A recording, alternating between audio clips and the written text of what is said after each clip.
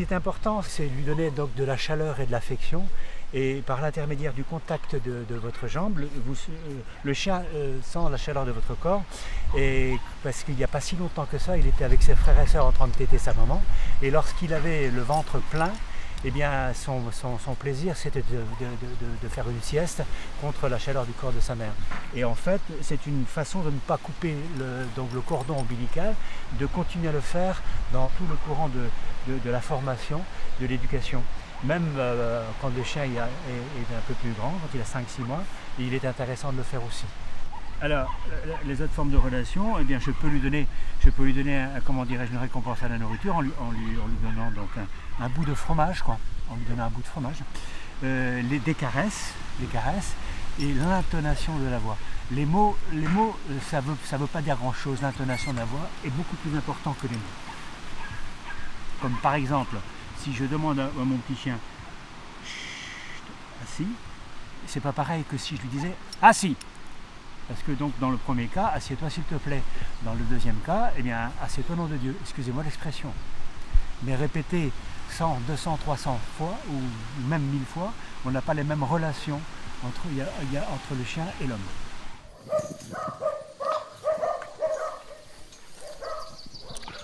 Alors c'est un doudou que je lance au chien pour réveiller ses instincts de prédation, parce que les qualités naturelles de base transmises par les parents, si on ne les réveille pas, si on ne les met pas à fleur de peau, ils restent stagnés à jamais.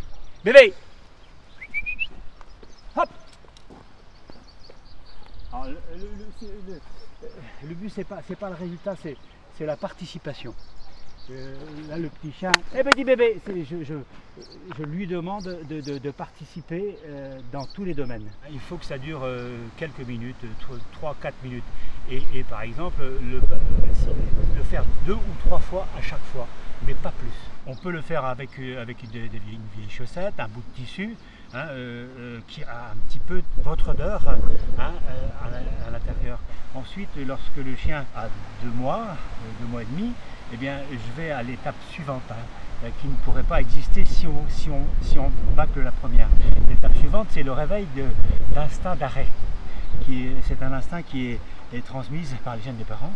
Et si on ne commence pas par réveiller un intérêt, on a peu de chances de réveiller l'instinct d'arrêt.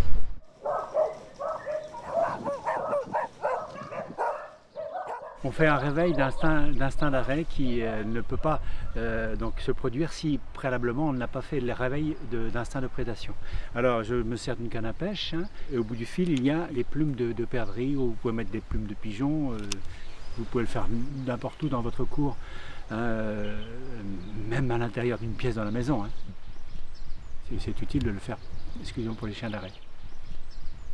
Quand il s'approche de la plume, on l'enlève.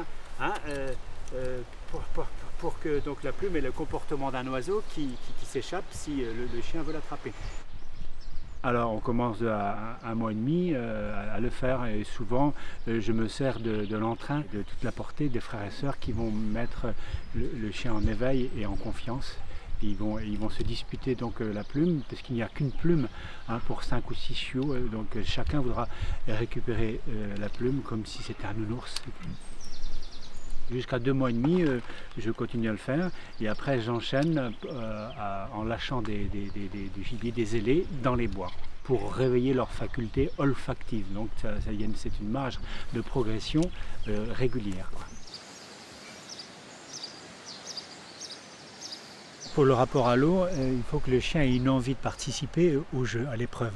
Et l'envie, toujours, la base, le premier étage du château de cartes, c'est réveiller l'instinct de prédation. Donc d'abord, il faut lui porter un intérêt sur la portable qui va être lancée. Il est intéressant d'accrocher la portable flottant à une corde qui aura la sécurité de ramener le chien et de le remettre à plat pour bien le faire flotter. Et après, quand il prend confiance en lui, eh bien, le chien apprend à nager naturellement et n'a plus peur d'aller dans l'eau, parce qu'il a comme sécurité, eh bien, la portable flottant, et qui va être tirée par la corde si ça se passe moins bien. Alors donc il faut l'exercer progressivement, grignoter du terrain si on veut, de plus en plus loin.